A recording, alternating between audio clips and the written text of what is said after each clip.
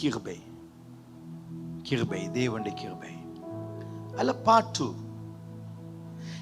கிருபையினால் ரட்சிக்கப்பட்டோம், ஆனால் கிரிகையினால் வாழ்ந்து கொண்டிருக்கோம். அங்கு தவறு. கிருபை, கடவுள்ல கிருபை, கடவுள்ல தயவு.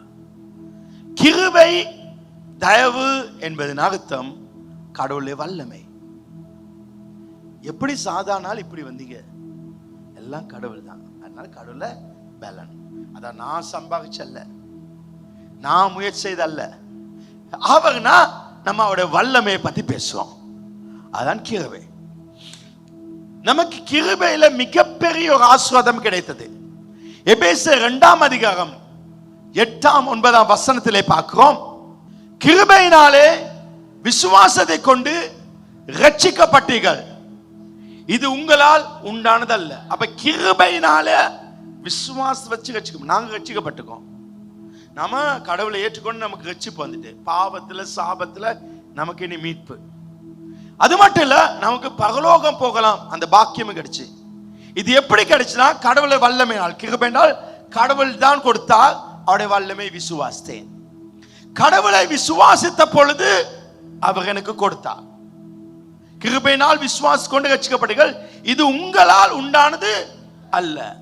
அப்ப பரலோகத்தை பெற பாக்கியமும் இந்த ரட்சிப்பையும் நான் கஷ்டப்பட்டு பெறவில்லை. 9 வசனம், ஒருவரும் பெருமை பாராட்டத படிக்கு இது கிரிகையினால் உண்டானது அல்ல. நான் என்னைய பெருமையா பாராட்டுறதுக்கு நான் பரலோகத்துக்கு போவேன், நான் ரட்சிக்கப்பட்டேன், நான் இதை செஞ்சேன்னு சொல்ற அளவுக்கு எதுவுமே இல்லை. இது அவருடைய பலத்தில் நடந்தது, சுத்தமா அவருடைய வல்லமை. இன்னைக்கு நாங்களாம் கிறிஸ்டியனா ரட்சிக்கப்பட்டிருக்கோம். அவரை பார்த்து கடவுளை பார்த்து அப்பான்னு சொல்லலாம். அந்த உரிமை எல்லாமே அந்த கடவுள் நமக்கு கொடுத்த பாக்கியம். ஆகவே ரட்சிப்பை பெற வழி என்னென்று வேதம் தெளிவாய் சொல்லிக்கிறது. கிருபையினால் விசுவாசத்தை கொண்டு ரட்சிக்கப்பட்டோம். கடவுளை நம்பணும், அவர் ரட்சிப்பை கொடுத்தார். அப்படியானால் ரட்சிப்புக்கு பின்பு நமது அனுதின வாழ்க்கையும் அப்படிதான் இருக்க வேண்டும். கடவுளிடத்தின் ரட்சிப்பை பெற அவருடைய கிருபையில கிடைத்தது. நான் நம்பினேன், கடவுளை நம்பும் பொழுது கிடைத்தது. அப்படின்னா இனிமேலும் கடவுள் கிட்ட அந்த எதை எதிர்பார்க்க வேண்டும் என்றால், பெற வேண்டும் என்றால், கடவுளுடைய வல்லமையை நம்பி அவர் தருவார் என்று நம்பினால் போதும், அது கிடைக்கும். அப்ப இந்த எபேசியர் 2 அதிகாரம் 8-9 நான் இப்படி கொஞ்சம் தெளிவாக்கி எழுதிக்கிறேன். அதை நான் வாசிக்கிறேன். கிருபையினாலே, அப்படின்னா கிருபை என்ன? தேவனுடைய வல்லமை. தேவ வல்லமையினாலே உங்கள் விசுவாசத்தை கொண்டு ரட்சிக்கப்பட்டீர்கள். ரட்சிக்கப்பட்டீங்கன்னா நியாயத்தீர்ப்புக்கு தப்பி தேவனுடைய ரட்சிப்புக்கு சொந்தமானீர்கள். இந்த ரட்சிப்பு உங்களால் உண்டானது அல்ல, உங்கள் சொந்த முயற்சியினாலோ சொந்த செய்கையினாலோ வந்தது அல்ல. அப்ப ரட்சிப்பை பெற அடிப்படை காரணம் என்ன என்ற நியதியை வேதம் இங்கு சொல்லிக்குது. ரட்சிப்பை பெற்றுக்கொள்ள என்ன செய்யணும்? அப்ப கடவுள் ரட்சிப்பை கொடுத்தா. உலகத்துல எனக்கு கார் கிடைப்பதை விட, வீடு கிடைப்பதை விட எனக்கு கிடைச்ச ரட்சிப்பு தான் மிக பெருசு. இன்னைக்கு செத்தா பரலோகம் போகலாம். அந்த பரலோக வாழ்க்கையை கூட எனக்கு அவர் கொடுத்தது. நான் அவரை நம்பினேன், கடவுளை நம்பினேன், கடவுள் எனக்கு தந்தார். தேவனிடமிருந்து எந்த ஒரு ஆசீர்வாதத்தை பெற்றுக்கொள்ள நாங்கள் பின்பற்ற வேண்டிய முறையும் இதுதான், வேறு எதுவும் அல்ல. இன்று பல சந்தர்ப்பத்தில் விசுவாசம் இருந்தும் நம் வாழ்க்கையிலே நாம் ஏமாற்றம் அடைந்து தோல்வி அடைந்திருக்கோம். நல்ல கவனிங்க, நம் தேவை சந்திக்கப்படல. கடவுள்கிட்ட இருந்து ஒன்றை பெற நமக்கு என்ன தேவை? விசுவாசம், நம்பிக்கை.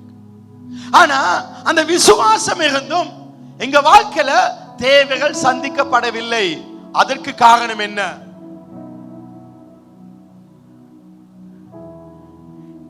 ஏன் நம் தேவைகள் இன்னும் சந்திக்கப்படவில்லை? விசுவாசம் இல்லை, விசுவாசம் இல்லை. அப்படின்னா கேட்க, உங்ககிட்ட விசுவாசம் இல்லையா? விசுவாசம் இல்லையா? இருக்கு. இருந்தும் ஏன் எங்களுக்கு கிடைக்கல? கடவுள் கிட்ட ஒன்றை பெற நமக்கு என்ன தேவை? விசுவாசம் சொல்லுறோம். ஆனா ஏன் இருந்தும் கிடைப்பதில்லை? எபிரேயர் 4:3 விசுவாசித்தவளாகிய நாமோ அந்த இளைப்பாறுதலில் பிரவேசிக்கிறோம். கடவுளை விசுவாசித்தோன்னா நாங்க எங்க போறோம்? இளைப்பாறுதலுக்கு போறோம், பென்ஷனுக்குள்ள போறோம், நம்ம நிம்மதியான வாழ்க்கைக்கு போறோம். கடவுளை விசுவாசித்தோன்னா நாம் பென்ஷனுக்குள்ள போறோம். சரி, இந்த வசனத்தை நான் எழுதிய கூற்றை உங்கள் மத்தியில் இப்ப போட விரும்புகிறேன். விசுவாசித்தவளாகிய நாமோ, அப்படின்னா விசுவாச நாமோ தேவனை பற்றி கொண்டு அவரை நம்பிக்கொண்டு அவரை சார்ந்திருக்கும் நாமோ அந்த இளைப்பாறுதலில் பிரவேசிக்கும். ஒரு நிம்மதியான வாழ்க்கை. நிம்மதியான வாழ்க்கைக்கு விசுவாசம். அந்த விசுவாசம் எப்படி விளக்கப்படுத்திக்கனா, தேவனை பற்றி கொண்டு அவரை நம்பிக்கொண்டு அவரை சார்ந்திருக்கும் பொழுது அந்த இளைப்பாறுதல் நமக்கு வருது. அப்ப தேவனுடைய வார்த்தையின்படி நாம் எப்பொழுது தேவனை நம்ப விசுவாசிக்க ஆரம்பிக்கோமோ அப்பொழுதே இளைப்பாறுதலுக்குள்ள நாங்க போவோம், நிம்மதியான வாழ்க்கைக்கு நாங்க போறோம். அப்படிதான். ஆனால் அந்த நிம்மதியான வாழ்க்கை ஏன் இல்லை? ஏன் இல்லை? ஏன் இல்ல? விசுவாசம் இல்ல அப்படி சொல்லுவான். இல்ல, நமக்கு விசுவாசம் இருந்தும் நாம் உள்ள போகல. காரணம் ஏன் என்றால், கவனிங்க, தேவன் பேரில் விசுவாசம் வைப்பதற்கு பதிலாக விசுவாசத்தின் பேரில் நாம் விசுவாசம் வச்சு கொண்டிருக்கோம். அப்படி சொல்றேன், கடவுளை விசுவாசத்துக்கு பதிலாக விசுவாசத்தின் மேல ஒரு விசுவாசம் வச்சு கொண்டிருக்கோம். இன்னொரு வார்த்தை, கடவுளை கும்பிடுவதற்கு ஆராதிப்பதற்கு பதிலாக விசுவாசத்தை ஆராதித்துக் கொண்டு இருக்கிறோம். தேவனுடைய ஆசீர்வாதங்கள் நாம் பெற செலுத்த வேண்டிய கிரயம் விசுவாசம் என நாம நினைக்கிறோம். அதுதான் தப்பு. அதாவது நமக்கு தேவையான அனைத்தையும் விசுவாசத்தை வைத்து பெற்றுக்கொள்ளலாம் என நினைக்கிறோம். இந்த சிந்தனை முற்றிலும் பிழை. நான் விளக்கப்படுத்துறேன்.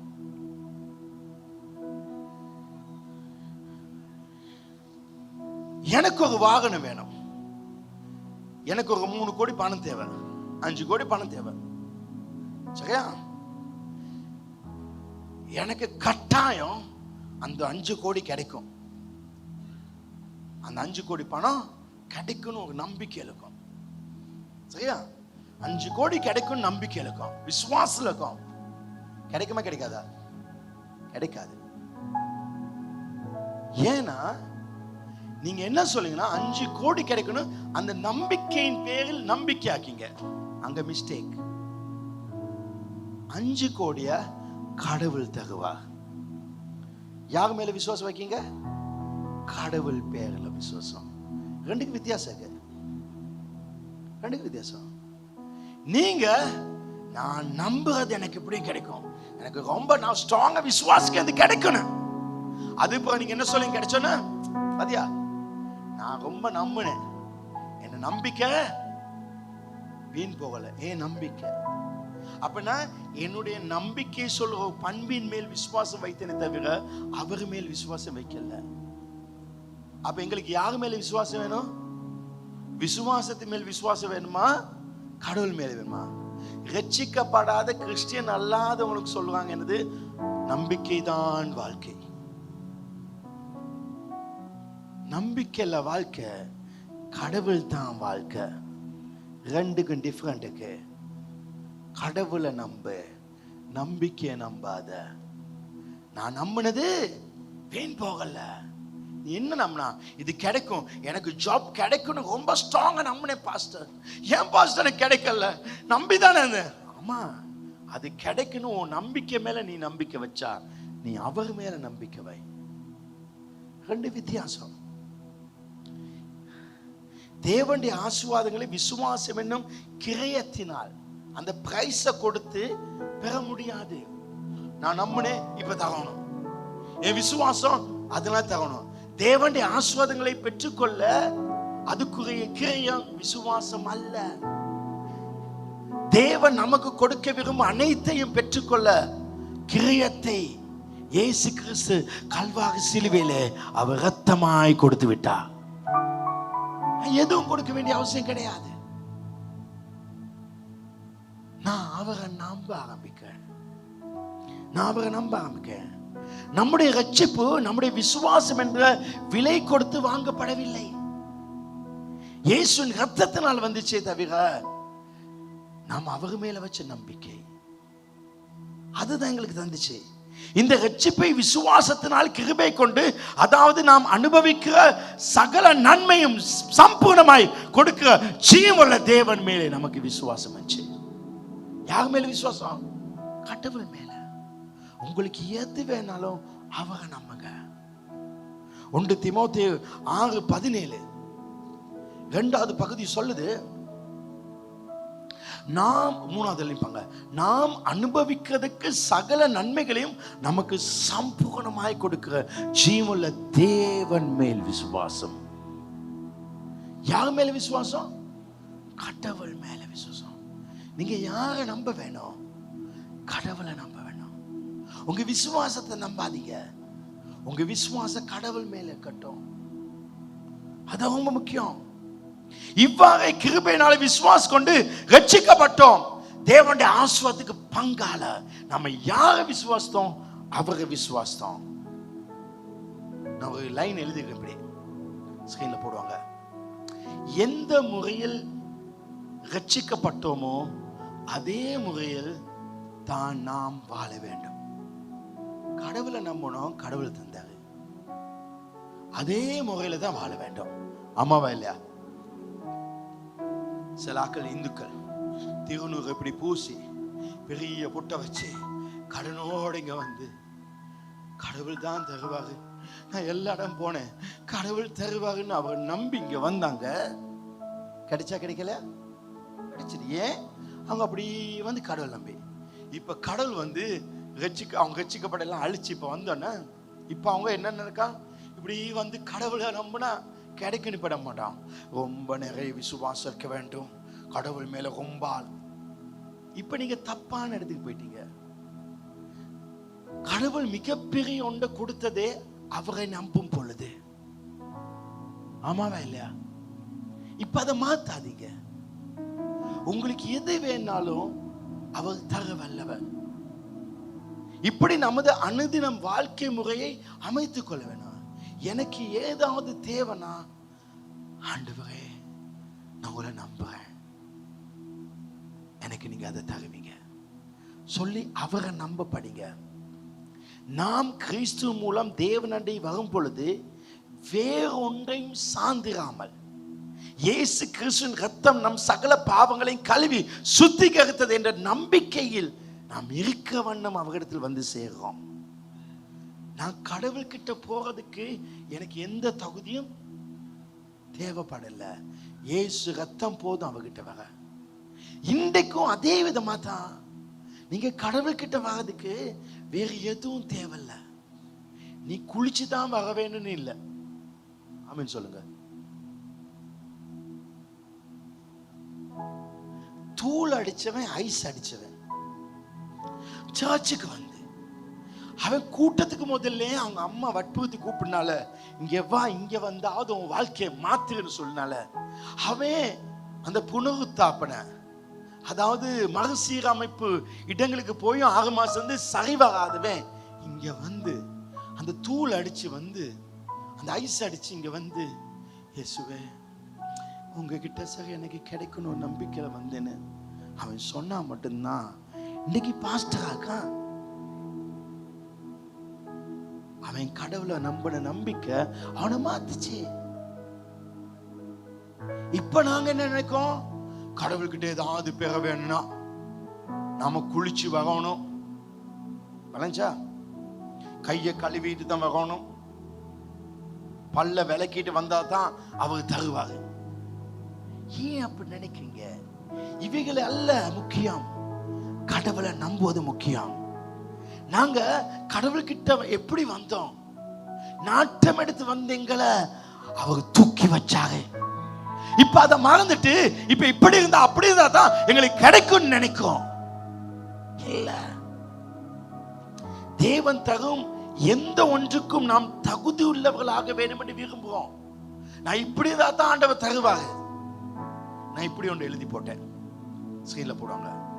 தேவனிடம் இருந்து பெற்றுக்கொள்ள நாம் தகுதி இல்லாதவள் என்று நினைக்கும். இதை பெற வேண்டாம், நான் இப்படி இருக்க வேண்டும். இன்னைக்கு நிறைய பேர் நினைக்காங்க, நான் காலையில நல்லா பைபிள் வாசிக்கல, நான் காலையில நிறைய ஜெபம் பண்ணல, அதனால இந்த விஷயம் சரி வராது.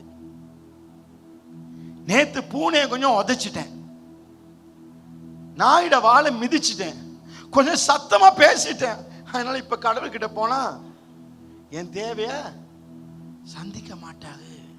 இதெல்லாம் செஞ்சாதான் அவர் தருவாரு நினைக்கும். அப்ப நம்ம கிரிகைகள்னால தான் கடவுள் தருவாரு நினைக்கிறோமே தவிர, கடவுள் தன் வல்லமையை நாங்க நம்பும் பொழுது தருவாருன்னு நாங்க நினைக்கிறல. எங்க கிரிகைகள் சரியா இருந்தா தான் கடவுள் தருவாங்கன்னா, இந்த இடத்துல எந்த தவறும் செய்யாத பரிபூரணமான குணமான யாருமே இல்ல. அப்படின்னா கடவுள் எதையும் இந்த இடத்துல எல்லாரும் பெற்றுக்கொள்ள யாருமே தகுதியானவர்கள் அல்ல. ஏன்னா ரோமர் 3 அதிகாரம் 23-24 சொல்லுது. ரோமர் 3:23-24 எல்லாரும் பாவம் செய்து கடவுளை மகிமை இல்லைக்கும். ஆனால் 24 இலவசமாய், நீ எதையும் செய்யல, ஆனா இலவசமாய் அவருடைய கிருபையினாலே கிறிஸ்து இயேசுல மீட்பை கொண்டு நீதிமான். இன்னைக்கு நான் நீதிமானாக்க, நான் அதை செஞ்சு இதை செஞ்சு அல்ல, இதெல்லாம் செஞ்சாதான் கர்த்தர் தருவாங்கன்னு நினைக்கல. அதுக்காக உங்களுக்கு ஜெபிக்க வேணாம் சொல்லல, பைபிளை வாசிக்க வேணாம் சொல்லல. நாங்க ஏன் பைபிளை வாசிக்கிறோம்னா, இதை காலையில தொட்டு வாசித்தா தான் நாள் நல்லா இருக்குன்னு இல்ல, அவருடைய அன்பை அறிந்து கொள்ள வாசிக்கிறோம். ஏன் அவரோட நிறைய பேசுறோம்? அவர் மேல வச்ச அன்புக்காக. இன்னைக்கு ராத்திரி எங்க மகளுக்கு என்ன காது கொஞ்சம் தேவை, 6 மணி போல காது கொஞ்சம் தேவை, சரியா? இந்த காக எடுத்து போகணும். இவ என்ன பண்றான்னா, வீட்டுல உட்காந்து கிணத்துல தும்பு கட்டை எடுத்து கூட்டுறா, எல்லாம் கூட்டி என் கண் முன்னுக்கே கூட்டுறா. டடா காலை கொஞ்சம் தூக்குங்க, டடா கூட்டு, இந்த காலை கொஞ்சம் தூக்குங்க, புள்ள வேலை செய்யுது. டடா காஃபி ஏதாவது குடிக்கீங்களா? என்ன இன்றைக்கு எலி அம்மனம் ஓடுது, எல்லாத்தையும் செஞ்சுட்டு டடா காக கொஞ்சம் தாங்கல அப்படின்னா, இவ்வளவு நேரம் எதுக்காக இதை செஞ்சாங்க? எதையோ பெற்றுக்கொள்ள. இதல்ல வாழ்க்கை. கடவுள்கிட்ட எதையும் செஞ்சு எதையும் பெற நினைக்காத. அவங்க நம்புனா நீ யாரா இருந்தாலும் அவங்க உதவி செய்ய வல்லவராக்கா.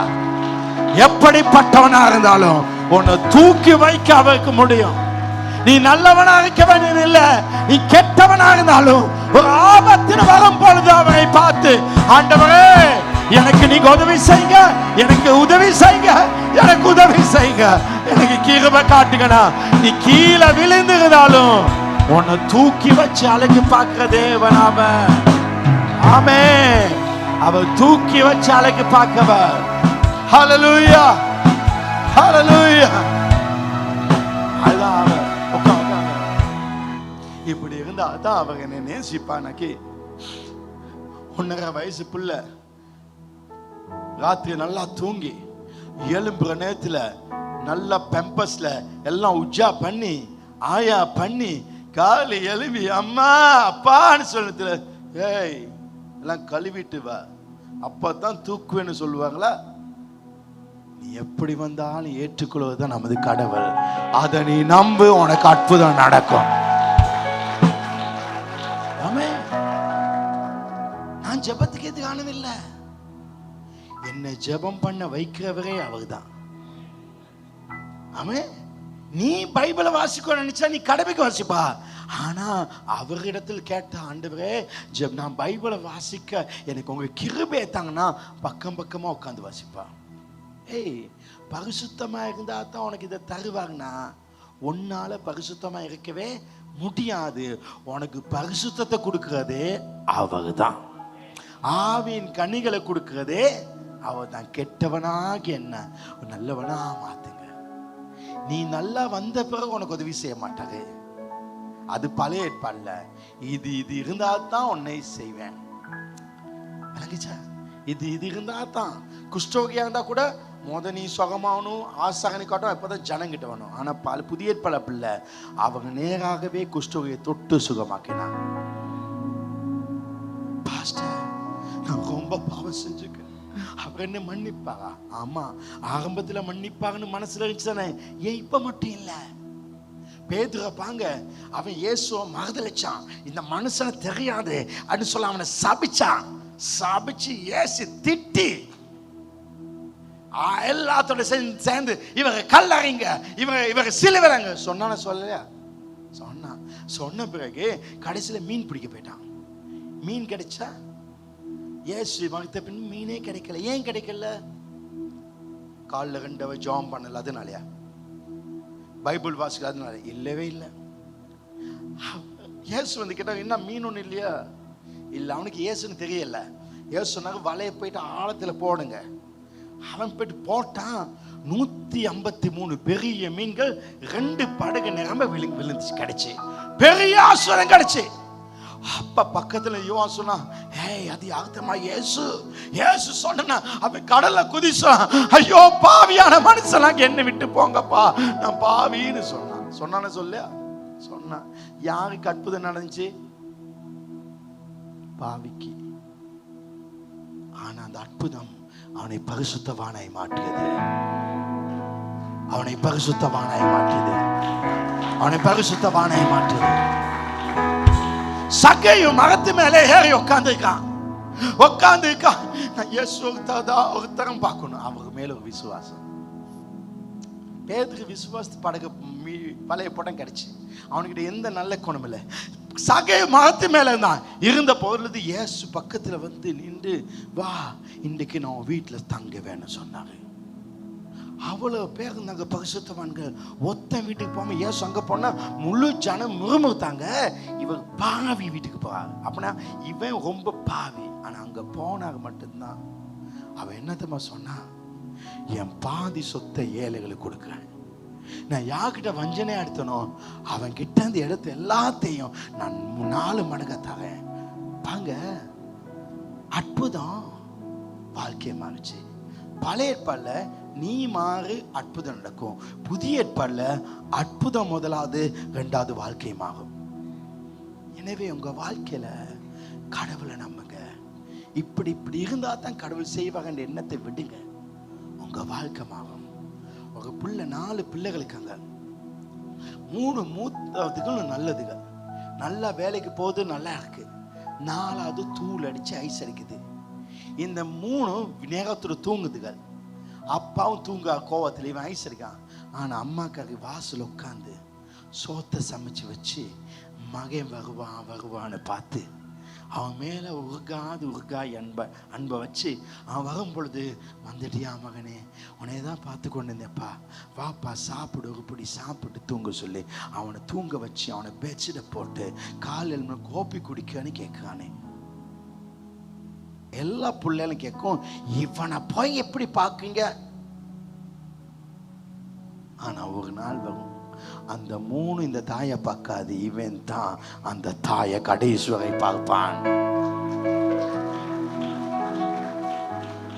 இது அன்பு, இது அன்பு, இது அன்பு. கடவுளை நம்புங்க. நீ என்ன தவறு செஞ்சுதானும், ஆண்டவரே இப்ப நீங்க தான் இருக்கீங்க, உங்களை நம்புறேன். அந்த நம்பிக்கை, கடவுள் மேல் நம்பிக்கை. எனக்கு இவ்வளவு விசுவாசுக்கு அவ்வளவு அதெல்லாம் தேவையில்ல. கடவுள் சொல்லாரு, உனக்கு தேங்காய் அளவு மாங்காய் அளவு விசுவாசம் தேவையில்ல, கடுகள விசுவாசம் தான் போதும், நான் அற்புதங்களை உனக்கு செய்து தருவேன். என்ன நம்புனா போதும், என்ன நம்ப உனக்கு அற்புதம் தருவோம். ஆமே, என்ன நம்பு, உனக்கு அற்புதம் செய்வேன். யோவான் 14:1 ஒரு அருமையான வசனம். யோவான் 14:1, உங்கள் இருதயம் கலங்காதிருப்பதாக. உங்கள் இருதயம் பிரச்சனை கலங்கக்கூடாது, குடும்ப பிரச்சனை கலங்கக்கூடாது, வாழ்க்கை பிரச்சனை கலங்கக்கூடாது, வியாபார பிரச்சனை கலங்கக்கூடாது, உனக்கு பணம் இல்லைன்னு கலங்காத. உங்க இருதயம் தேவனத்தில் விசுவாசமாங்க, என்னிடத்தில் அது போதும் அற்புதம் நடக்க. உன் விசுவாசத்தின் மேல விசுவாசம் வைக்காத. நேத்து ஒரு சிஸ்டர் சொன்னாங்க, பாஸ்டர் நான் நிறைய டாக்குமெண்ட் வச்சு எனக்கு ஒரு ஸ்பான்சர் அமெரிக்கால இருந்து number 1 best sponsor, bank statement super, எல்லா டாக்குமெண்ட் வச்சு கொடுத்தாங்க. என்கிட்ட வந்து ஜெபம் பண்ணாங்க. அதாவது நீ உண்ட சொந்த முயற்சிகளை செய்து கடவுளை விசுவாசித்தால் அற்புதம் நடக்காது. அற்புதம் நடக்காது. நீ கடவுளை நம்ப வேண்டும். நான் அந்த வசனத்துக்கு மறுபடியும் அதுக்கு வரேன். தேவனுடைய ரட்சிப்பை இலவசமாய் பெற எதுவுமே தடை செய்யவில்லை. ரட்சிப்பு என்றால் பரலோக வாழ்க்கை எங்களுக்கு கிடைக்குது, அதுக்கு தடை இல்லை. அப்படி இருந்தும் தேவனுடைய பல்வேறு ஆசீர்வாதங்களை நாம் பெற்றுக்கொள்வதற்கு மட்டும் எது தடை? ரட்சிப்புக்கு ஏதாவது தடை வந்துச்சா? டெனிம் கிழிஞ்சி வந்து கூட நீ ரட்சிக்கப்படலையா? சொல்ல. ஆமா, அன்றைக்கு ஒழுங்கா பல்லு விளக்காம வந்து கூட நீ ரட்சிக்கப்பட்டாய். ஆமாவா இல்லையா? அதே அவர் தருவாங்கன்னா இதை தர மாட்டா. அவரை நம்பு, கடவுள் நம்பு. கிருபையினால் விசுவாசம் கொண்டு ரட்சிக்கப்பட்ட நாம் மறுவினாடியே கிருபையினால் ஜீவிப்பதை விட்டுவிட்டு கிரியையிலே ஜீவிக்கிற தவறை செய்கிறோம். நான் இப்படி இருந்தா தான் இது நடக்கும் சொல்லி எண்ணுறோம். கடவுள் அப்படி நினைக்காத. கடவுள் அப்படி நினைக்காத. நான் யாருக்கும் நீ என்ன பாவம் செஞ்சாலும் கடவுள் அற்புதம் செய்வாங்க சொல்லி உனக்கு பாவம் செய்ய லைசன்ஸ் கொடுக்கல. பாவம் செய்ய உனக்கு அற்புதம் செஞ்சு உன்னை பரிசுத்தமாய் வாழ வைப்பாரு. அந்த பரிசுத்த வாழ்க்கை கூட அவர் தான் தர முடியும். நீ பரிசுத்தமா இருக்க நினைச்சா முடியாது. நான் எல்லாருக்கும் சொல்றேன், யாரும் இயேசுவின் கரத்தை பிடிக்காதீங்க. ஒருவரும் கடவுள் கையை பிடிக்காதீங்க. கடவுள் உங்க கையை பிடிக்க இடம் கொடுங்க. ஏன்னா நீங்க பிடிச்சிங்கன்னா நீங்க விட்டுருவீங்க. அவர் பிடிச்சாங்கன்னா ஒரு நாள் விட மாட்டாரு. நீ பாவத்தை விட்டா நாளைக்கு பாவம் செய்வாய். ஆனா அவர் விட வச்சாங்கன்னா அவரை நம்பு. சின்ன சின்ன விஷயத்தில் கூட அவரை நம்பு. எனக்கு அவர் உதவி செய்வார் நம்பு. ரோமர் 11:36 சொல்லுது, சகலமும் அவராலும் அவர் மூலமாயும் அவருக்காக இருக்குது. எல்லாம் அவரால் தான் நடக்குது. எல்லாமே நான் காலையில் 4 மணிக்கு முட்டி போட்டு ஜாம் பண்ணேன், இது கிடைக்கவேன்னு, அது கிடைச்சிச்சு சொல்லாத. ஜெபம் உறவு. ஜெபம் எதுக்கு? உறவுக்கு. உன்னை பெறுறதுக்கு இல்ல. கல்யாணம் கிட்ட முதல்ல கோல்ஃபேஸ் பக்கம், கோல்ஃபேஸ்ல வெள்ளவத்து பீச்ல அந்த குடைக்கு கீழே சார் அந்த கருங்கல்ல அந்த உச்சி வெயில் அடிக்கும். பார்த்தீங்கன்னா போயிருக்கீங்களா? ரைட். கருங்கல்ல உச்சி வெயில்ல சூடாகும். கொட்டையை பிடிச்சி காலில் வந்து இருப்பாங்க. உப்பு தண்ணி இங்கிட்டு ட்ரெயின் போகணும். அண்ணாசிப்பான் எல்லாம் போவான். என்னதான் பேசுதோ தெரியாது. பேசி பேசி பேசி அடுத்த நாளும் காலில் அதே கல்லு. காரணம் அன்பு. காரணம் அன்பு. ஆனா கல்யாணம் கிடைக்க கொஞ்ச நாள் போயிட்டு அம்மா அதே கப்பல் ஹஸ்பண்டுக்கு போட்டுக்கலாம், இந்தாங்க முட்டை செஞ்சுக்கோ, உங்களுக்கு முட்டை. ஏன் சட்னி எடுக்கலையோ? உங்களுக்காக தான் மிளகா பொடி செஞ்சுக்க. ஏன் இப்படி நெளிது? எலியே அம்மனை ஓடுது. ஏன்னா புள்ள சொல்லிக்கு எப்படியாவது அப்பா கிட்ட சொல்லி இந்த பெர்மிஷன் எடுத்து கொடு. இதுக்காக தான். இப்ப எதுக்காக? ஏதோ ஒன்றுக்காக வேண்டி தாய் பேசு. அன்பு அல்ல. கடவுளை எதாலும் எடுக்க நினைக்காத. அவ அன்பு, அவ நம்பு, அற்புதம் நடக்கும். ஆமென். அவருக்கு இப்படி செஞ்சு அப்படி செஞ்சு நல்லா கால் நல்லா கருப்பாவி முழங்கால் வந்து ஜாம் பண்ணி இப்படி கருப்பாந்தா அப்படின்னா கடவுள் வாகனம் உண்டு. எல்லாரும் ஜெபத்துக்கும் பதில் கொடுக்கும்போது வா கால் சரி தூக்கு, கவுனை தூக்கு, சாகையை தூக்குன்னு டார்ச் அடிச்சு தான் பார்ப்பாங்க. அதெல்லாம் பார்க்க மாட்டாங்க. அவங்க தூக்கி கையை நீட்டினாலே போதும், அவங்க அற்புதம் செய்வாங்க. அப்பா உதவி செய்யுங்கன்னு உனக்கு அற்புதம் நடக்கும். உங்க மனசு மாற வேண்டும். இப்படி இருந்தா தான் இல்லை, நீ எங்க இருந்தாலும் கேட்பாங்க. நீ டாய்லெட்ல காமெட்ல உட்காந்து அப்பா என் பிரச்சனை இப்படின்னு சொன்னாலும் இல்ல காமெட்ல எல்லாம் கடவுளை கூப்பிடக்கூடாது. காமெட்ல உட்காந்துக்கொண்டு அதுக்கு உட்காந்துக்குமா இப்ப யோசிக்காதேனே. காமெட்ல உட்காந்தா அவ பதில் தர மாட்டேன்னா திடீர்னு காமெட் கண்டா உடையுது அப்பான்னு கூப்பிட்டா அவ பதில் தராட்டி பின்னுக்கு கிழிஞ்சு போயிடும். நீ எந்த நிலையில இருந்தாலும் வெறுக்காதவ. ஆமென். நீ நோயாளியாய் கடனாளியாய் ஊரே வெறுத்து உதறி தள்ளி நீ கெட்ட குமாரனை போல போய் உன் வாழ்க்கை அழிஞ்சு நாசமா போய் நாரி போய் பண்ணி நாத்தத்துல வந்தாலும் உன்னை அணைச்சு கொள்ளுவன் அவன். ஆமென். அவர்தான் அப்பா, அவர்தான் தகப்பன். அப்பா பிதாவே, அன்பார்ந்த தேவா, அருமை இரட்சகரே, ஆவியானவரே, எங்கள் அப்பா பிதாவே, அன்பார்ந்த தேவா, அருமை இரட்சகரே, ஆவியானவரே, எங்கோ நான் வாழ்ந்தேன் அறியாமல் அலைந்தேன், என்னை தேடி வந்தேன். எங்கோ நான் வாழ்ந்தேன் அறியாமல் அலைந்தேன், என்னை தேடி வந்தேன்.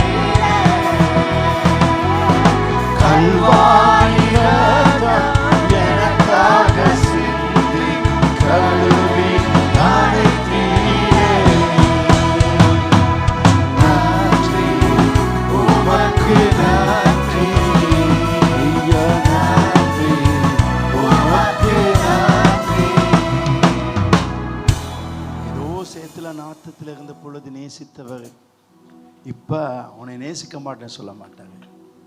இந்த ஷூ கிழிஞ்சு போய் உடஞ்சி போய் இருந்த பொழுது அதை எடுத்து அழகுப்படுத்தி ஷைன் பண்ணி வச்சுருந்தேன்னா இப்போ ஏதோ கொஞ்சம் தூசி பட்டுட்டு வீசிக்குவேனா? வீச மாட்டேன். கொஞ்சம் எச்ச போட்டு துப்பி நல்லா தேய்ச்சி அதை எடுக்க மாட்டேன். அதுதான் அவர். நீ நாத்தத்தில் இருந்தாலும் உன்னோடு இருப்பா. பரலோகத்தில் அந்த தேவாதி தேவன்.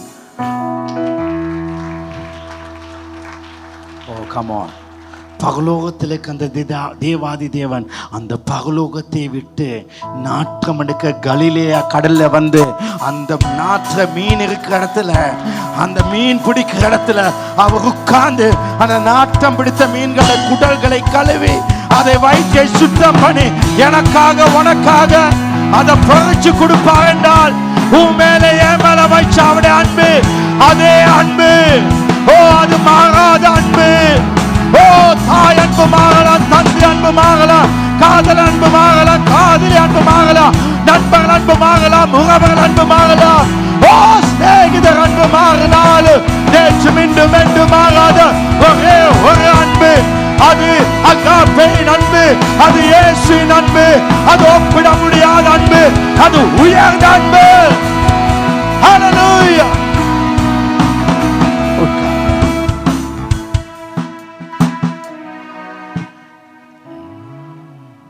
எந்த நிலையில் இருந்தாலும் ஒன்று வெறுக்காதவன். அவ பார்த்தா அப்பான்னு கூப்பிடு, அவ கை கொடுப்பாரு. பேதுரு கடல் மேல் நடந்தான். மூழ்கிற நேரத்தில் ஆண்டவன்னு சொன்னான். ஏன்னா ஆண்டவனை காப்பாற்றணும் நம்பிக்கை. உடனே கையை கொடுத்தா. இல்ல உனக்கு விசுவாசம் இந்த அளவு வேணும் அந்த அளவு வேணும் சொல்லல. இன்னைக்கு விசுவாசம் அளவை பார்க்காத, அந்த சந்தர்ப்பத்துக்கு கடவுள் மேல நம்பிக்கை விசுவாசம் போதும், அற்புதம் நடக்கும். இப்போ உங்களுக்கு விளங்குது நாம் ஏன் ஏமாற்றம் அடைந்து இருக்கோம். எங்க வாழ்க்கையில் நினைச்சது ஏன் கிடைக்கல? கிருபையினால் ஜீவிக்கும்படி தேவன் வடிவமைத்த வாழ்க்கையை நாம் கிருபையினால் வாழ முயற்சி செய்வோம்.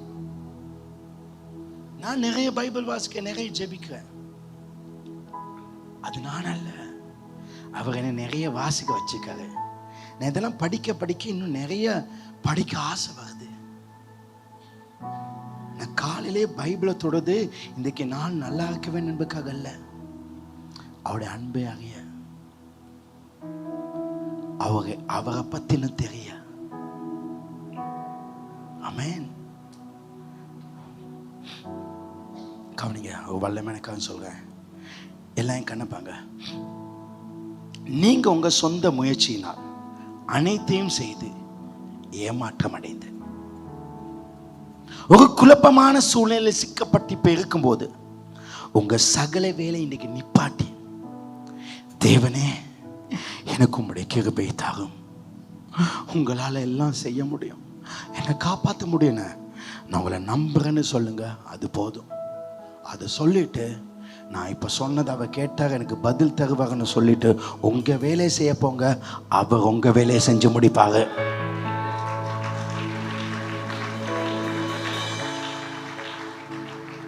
அவர் உங்க வேலை செஞ்சு முடிப்பாங்க. உங்க வேலையை நிப்பாட்டீங்க. ஆண்டவரே, இந்த சபையை நான் வளர்க்க எவ்வளோ முயற்சி செஞ்சேன், அதெல்லாம் செய்வாது அப்பா. இந்த சபையை வளர்த்தாங்கப்பா, உங்களால தான் முடியும். அவர் செய்வார். நம்முடைய வேலைகள் எல்லாம் சந்திக்கப்படி தேவனுடைய கிருபை பெற்றுக்கொள்ள ஒரே வழி இது. எந்த ஒரு காரியத்தையும் செய்ய முதல் கவனிங்க, அதற்குண்டான கிருபையை பெற்றுக்கொள்ளாமல் எல்லாம் கண்ணப்பாங்க. ரொம்ப மார்க் பண்ணுற பாயிண்ட். ஞாயிற்றுக்கிழமை நீங்கள் அற்புதத்தோடு வைப்பீங்க. இன்னைக்கு காலைல 5 நான் வாசல்ல இருந்து என்ன ஃபேஸ் ஸ்கேனர் எடுக்கனால ஒரு புதுசாக வந்த குடும்பம் வந்தாங்க. பாஸ்டர் அப்பாயின்மெண்ட் போட்டுக்கேன், பெரிய அற்புதம் நடந்துக்கு. பெரிய பொட்டு வச்சு வந்தவங்க இன்னைக்கு பொட்டை கழட்டி வந்துட்டாங்க. பொட்டை கழட்டினாதான் அற்புதம் நடக்கும் ஆண்டவர் சொன்னாங்க. ஆண்டவர் செஞ்சது பொட்டை கழட்டிச்சு. ஆமே, பொட்டு இல்லாம வந்ததெல்லாம் ஆண்டவர் செஞ்சப்ப பொட்டு வைக்குதுங்க. சூனியம் சூனியம் சிலதுகளை அவ்வப்போது கண்ணை பார்த்து சொல்லுவேன். கூட்டம் முடிஞ்சு கேட்பாங்க, பாஸ்டர் எனக்கு தான் சொன்னீங்க. உனைய மட்டும் பார்க்கல, இன்னும் 100 பேரை பார்த்தேன். ஏதோ உனக்கு மட்டும் பிரசங்கம் பண்ண நினைக்காத. சிலருக்கு அதில் ஒரு பெருமை, இன்றைக்கு எனக்கு தான் பண்ணீங்க. எதில் தான் பெருமையோ தெரியாது. சிலதுகளுக்கு அது தெரியும் இது தெரியும் பெருமை. சிலதுகள் ஒன்றும் இல்லாத பெருமை. சும்மா பாட்டில் வரும், அது பாட்டில் சர்ச்சில் போயிடும். கேட்டால் சொல்லுவோம், நான் என் பாட்டில் வந்து என் பாட்டில் போயிடுவேன். அதில் ஒரு பெருமை. அதுதான் ஒன்றும் இல்லாத பெருமை. அதுக்கு ஒன்றுமே செய்யாத என்ன ஒன்றும் இல்லாத பெருமை. கவனிங்க, கண்ணப்பாங்க. எந்த ஒரு காரியத்தை செய்ய முதல் அதுக்குண்டான கிருபையை, கடவுளை வல்லமை, கடவுள் இறை ஆசீர்வாதத்தை பெறாமல் நாமே அதை செய்து முடிக்கலாம் என்று எண்ணி முயற்சி செய்தால் நமக்கு எவ்வளவுதான் விசுவாசம் இருந்தாலும் தேவனிடம் கேட்பதை பெற்றுக்கொள்ள மாட்டோம். கனடா போகணும், அமெரிக்கா போகணும், எல்லா முயற்சி செஞ்சு எல்லா டாக்குமெண்ட் எடுத்து எல்லா பாஸ்போர்ட்டில் எல்லா அமெரிக்காவில் நல்ல ஒரு ஸ்பான்சர் எடுத்து போட்டு, பாஸ்டர் ஜாம் பண்ணுங்க, இந்த ஸ்பான்சர் பெஸ்டான ஸ்பான்சர், இந்த வேலை செய்ய பெஸ்ட், எல்லாம் ரெடி பாஸ்டர், எனக்கு ஒரு நம்பிக்கைக்கு கிடைக்கணும். எதில் நம்பிக்கைக்கு? எல்லாம் செஞ்சுட்டு இப்போ நம்பிக்கை. ஜாம் பண்ணி போயிட்டு கடைசியில் ஃபெயில், ரிஜெக்ட்.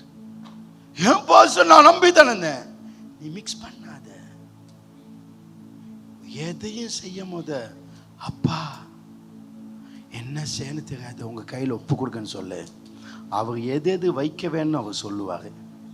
ஆமே, ஒண்ணுமே இல்லாம கத்துக்க முடியும் உன்னை கொண்டு போய் வைக்க.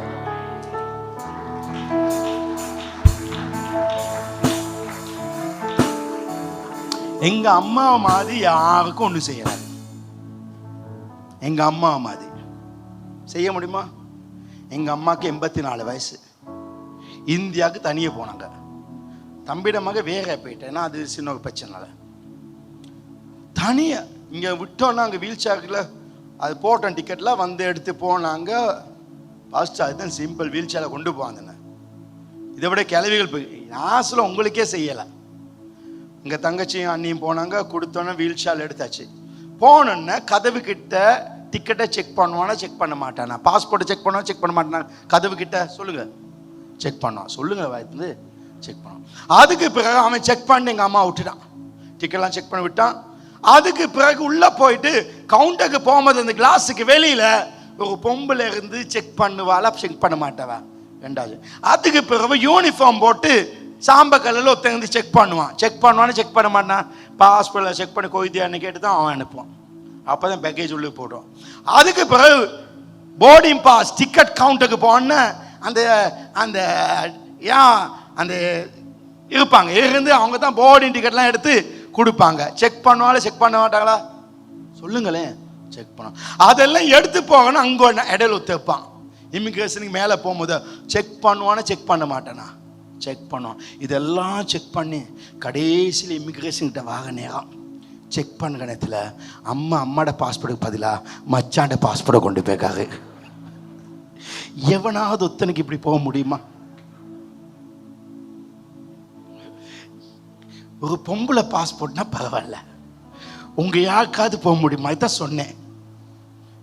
இப்படியே இவ்வளவு தூரம் கொண்டு போனவருக்கு ஒன்னு கனடாக்கு ஒண்ணு இல்லாம கொண்டு போய் வீடு அவருக்கு முடியும்.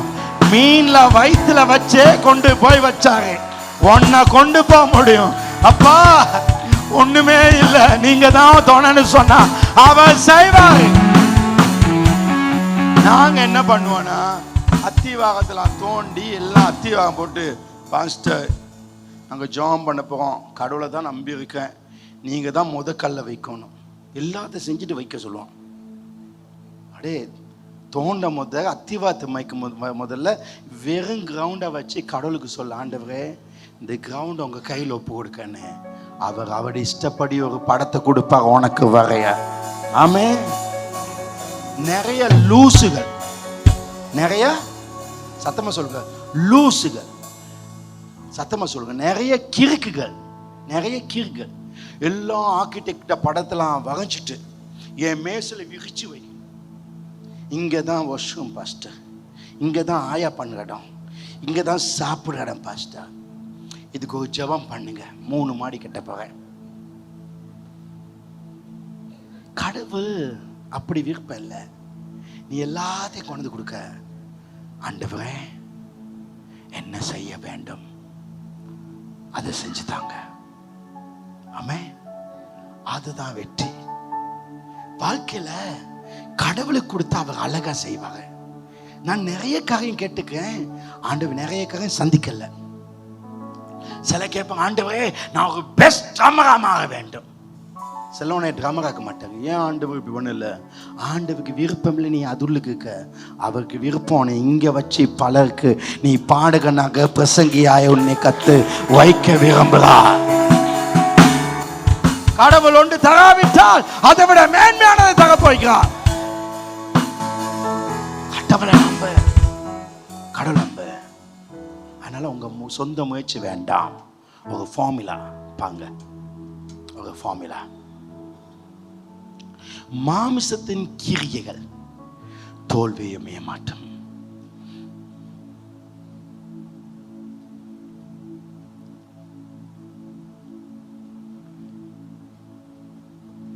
நம்ம 5:30 கவுன்சில் மீட்டிங் வந்து சொல்லுவேன், ஜெபம். அன்பின் பிதாவே, இந்த கவுன்சில் உங்க கையில் ஒப்புடுங்க. என்ன செய்யணும்? இந்த முழு சாச்சும் இந்த இடத்துல எடுக்க தீர்மானத்தில் தான் நடக்க போகுது. நீங்க அவள் நடத்துங்க. எங்க இருதயங்கள்ல உங்க ஆலோசனையில கொடுங்க. அப்படி சொல்லுவேன். அல்லங்கஜா, ஆண்டவரே நாங்க இந்த 4 பாயிண்ட்ஸ் அதிகமா பேசக்கோம். இந்த 4 பாயிண்ட்ல உங்க ஐடியா என்ன? இல்ல, பாயிண்டே நீங்க தாங்கப்பா. ஆமென். அவர் செஞ்சு கொடுப்பாங்க, அவர் நல்லதை செஞ்சு கொடுப்பாங்க. நீங்கள் தோல்வியடையும் ஒவ்வொரு சந்தர்ப்பமும் நல்லா எழுதிக்கொள்ளுங்க. நீங்கள் தோல்வியடையும் ஒவ்வொரு சந்தர்ப்பமும் நீங்கள் தேவனுடைய கிருபையை பெற்றுக்கொள்வது நின்று போயிட்டு என்று அடையாளம். எங்கேயாவது தோத்தீங்கன்னா கடவுளை கிருபை உங்களுக்கு கிடைக்கல, நீங்க எங்கோ மிஸ்டேக். கடவுளை கிருபைக்கு நீங்க இடம் கொடுக்கவில்லை. இதனை புரிந்து கொண்டால் நீங்க எல்லாவற்றிலும் மேற்கொள்வீர்கள். நீங்கள் தோல்விகளை சந்திக்க காரணம் உங்கள் சொந்த முயற்சியில் நம்பிக்கை வைக்கீங்க. நான் போயிட்டு வந்தேன், நான் ரொம்ப நம்புறேன் இது நடக்கணும், நான் நம்புறேன் இது நடக்கணும், இது நடக்கும் நம்பாத அவர் செய்வார்னு நம்ப. அவரை நம்ப. நம்பிக்கை அல்ல வாழ்க்கை, அவர் தான் வாழ்க்கை. ஆமென். ரெண்டுக்கு வித்தியாசம் இருக்கு. உங்க தோல்விகளை காரணம் உங்களில் விசுவாசம் இல்லாமல் அல்ல, தேவனுடைய கிருபைக்கு இடம் கொடுக்காமல் உங்கள் முயற்சிகளுக்கு இடம் கொடுக்கீங்க. இப்ப இந்த சர்ச் 6 மாதத்துல கொஞ்சம் ஒரு பெரிய இடத்துக்கு கொண்டாடணும். உட்காந்து பிளான் எல்லாம் போட்டா வெற்றி ஆகுது. அவரு தான் சொன்னாரு 6 மாசத்துல நல்லா கொண்டு வாங்க. நான் பிளான் தாங்கணும். அப்பா தாங்கப்பா, நீங்க கொண்டு வாங்கப்பா, என்ன பாப்பீங்கப்பா, அவ்வளவுதான் கேட்கிறேன். இது இப்படித்தான் நிகழ வேண்டும் என திட்டம் போட்டு விருப்பம் கொண்டிருப்போம். ஆனால் பல சந்தர்ப்பத்தில் நேர்மாறாய் நடக்கும். எனவே நாம் எல்லாவற்றிலும் தேவனுடைய கிருபையை நம்பி அவரை சார்ந்து கொள்வதால் அவசியம். நாம் நம் வாழ்க்கையை கடந்து செல்லும் ஒவ்வொரு சூழ்நிலையின் தன்மையும் அவருக்கு நன்றாய் தெரியும். அவருக்கு தெரியும் என்ன செய்ய வேணும், என் விருப்பம் என்ன, என் ஆசை என்ன, இந்த சர்ச்சுக்கு என்ன செய்யணும் அவருக்கு தெரியும். அவங்க எல்லாம் வச்சுக்க முக்கியமான வார்த்தை சொல்லி முடிக்க. எனவே அவரே நம் சூழ்நிலைகளை கையாண்டு ஒவ்வொரு சந்தர்ப்பத்தை கையாண்டு தீர்வு காணும் வண்ணம் அவரையே நம்பி அவரிடம் ஒப்பு கொடுத்தால் அனைத்து சூழ்நிலைகளின் முடிவை அவர் நமக்கு சிறப்பாக, வெற்றியாக, மேன்மையாக அவர் தருவார். எல்லாவற்றையும் அவருக்கு ஒப்பு கொடுங்கள். அவர் அதை பார்த்துக் கொள்வார். உங்கள் தேவை அவர் சந்திப்பார். God bless you. கர்த்தர் உங்களை வாளாக்காமல் தலையாக்கி உங்களை உயர்வாய் வைப்பாராக. அடுத்த கிழமை நீங்க அற்புதத்தோடு வரதுக்கு உங்களுக்கு ஒரு ஜெபம் பண்ண போறேன். முந்தானத்து வாட்ஸ்அப்ல ஒரு மெசேஜ் வந்துருந்துச்சு. அந்த மெசேஜ் என்னன்னா, என் தம்பி கட்டாயம் சவுதி இல்லாட்டி ஏதாவது அரபி நாட்டுக்கு சீக்கிரம் போகணும் பாஸ்டர். அவ போகணும், ஜாம் பண்ணுங்க. அவ போனதான் எனக்கு நல்லது. அதுக்கு பிறகு போட்டுக்காங்க, அவன் போனாதான் என் வீட்டை அகதியாகாம காப்பாத்தி கொள்ளலாம், அகதியாகாம காப்பாத்தி கொள்ளலாம். இப்ப அந்த ஜெபத்துக்கு பதில் கிடைக்குமா கிடைக்காதா? சொல்லுங்க. கிடைக்காது. ஏன்னா அந்த வீட்டை காப்பாத்துறதுக்காக தம்பி அனுப்பி ஒரு திட்டம் வச்சிருக்காங்க. விளைஞ்சா திட்டம். அந்த திட்டம் வைக்காத. என் வீட்டை ஆண்டவரே நீங்க மீட்டு தாங்க. கடவுளுக்கு உன் வீட்டை மீட்டு கொடுக்க 1000 வழிகள் இருக்கு. நீ திட்டத்தை போட்டு முயற்சி செய்யாத. என் தம்பிய நல்ல நிலையில வச்சு என் வீட்டை காப்பாத்தி தாங்கன்னா அவன் சவுதிக்கு போகானோ, கனடா போகானோ, அல்ல இலங்கையில அவன் மினிஸ்டர் ஆக்குறானோ, எல்லாம் அவ கையில இருக்கு. உங்க ஜெபம் இன்னைக்கு மாறட்டும். நான் சொல்லுற ஜெபத்தை உங்களுக்கு என்ன நடக்கணும் அத மனசுல நினைங்க. இப்ப நான் ஜெபம் பண்ணதுல இந்த தேவையை உங்க கையில ஒப்பு கொடுக்க அப்படி சொல்ல நேரத்துல உங்க தேவையை சொல்லுங்க. ரைட்டா? கையை தூக்கி ஜெபம் பண்ணுங்க எல்லாரும். பரலோக பிதாவே சொல்லுங்க, வாய் திறந்து. பரலோக பிதாவே, இந்த காலை நேரத்துல என் விசுவாசம் அல்ல முக்கியம், உங்க மேல வைக்கிற விசுவாசம் முக்கியம். எனக்கு தெளிவாய் சொன்னீர். நான் இருந்த நிலைமையில் என்னை ஏற்றுக்கொண்டவர் நீர். ஆனா இன்றைக்கு நான் இந்த நிலைமைக்கு வந்தால்தான் ஏற்றுக்கொள்வீர் என்று உம்மை பத்தி தப்பா நினைச்சிட்டேன். என்ன மன்னிங்க. இன்றைக்கு உங்களை நம்புறேன். என்னுடைய இந்த தேவையை, உங்க தேவையை சொல்லுங்க. எது நடக்கணும் உங்க வீட்டில், உங்க வியாபாரத்தில், உங்க குடும்பத்தில் சொல்லுங்க. இயேசுவே, இந்த தேவையை சந்திங்க. என் பிரச்சனை இதுதான்னு சொல்லுங்க. என் கஷ்டம் இதுதான்னு சொல்லுங்க. எனக்கு இதுல அற்புதம் செய்யுங்கன்னு சொல்லுங்க. இப்ப சொல்லுங்க. நீர் இந்த பிரச்சனையிலிருந்து என்னை விடுவித்து காப்பாத்தும். எனக்கு உதவி செய்து ஆசீர்வதியும். நான் உங்களை மட்டும் நம்புறேன். எந்த முயற்சியும் எந்த திட்டமோ என்னிடத்தில் இல்லை, நீர் செய்து கொடும். அதுக்காக வேண்டி நான் என்ன செய்ய வேணுமோ அதை மட்டும் நான் செய்யும்படி என் மூலம் அதை செய்தாலும் இயேசுவின் நாமத்தில் ஆமென். ஆமென். இப்ப மனசுல அப்படியே நினைங்க, அது நடக்கணும். ஆமென். இப்போ ஜெபம் பண்ணுங்கன்னா அந்த ஜெபம்னால நடக்கும் நம்பாதீங்க. இந்த ஜெபத்து மேல் நம்பிக்கை வைக்காதீங்க. அவர் செய்வாரு. அந்த நம்பிக்கை உங்க வாழ்க்கைய வெற்றி அளிக்கும். ஆமென். வெற்றி அளிக்கும். ஹல்லேலூயா. நீங்க நல்லா இருப்பீங்க. இந்த 7 நாளுக்குள்ள உங்களுக்கு ஒரு அற்புதம் நடக்கும். உங்க பண ரீதியான ஆசீர்வாதமாகும். சில மனிதர்களை கர்த்தர் சந்திக்க வைப்பாரு. சில புதிய வியாபாரங்களை தருவாரு.